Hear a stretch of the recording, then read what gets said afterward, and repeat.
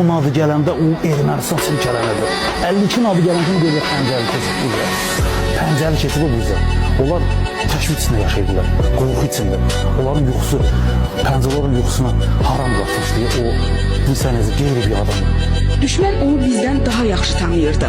Adının çəkilməsi belə qorxu salırdı işğalçıların canına. Ona görə də başına küllü miqdarda pul qoymuşdular. Xüsusi təyinatlı qüvvələrin hansı hərbçisinin yanında adını çəksəniz deyəcək ki, Pəncəli əfsanə adamdır. Qoca adlandırırdılar onu təcrübəsinə görə.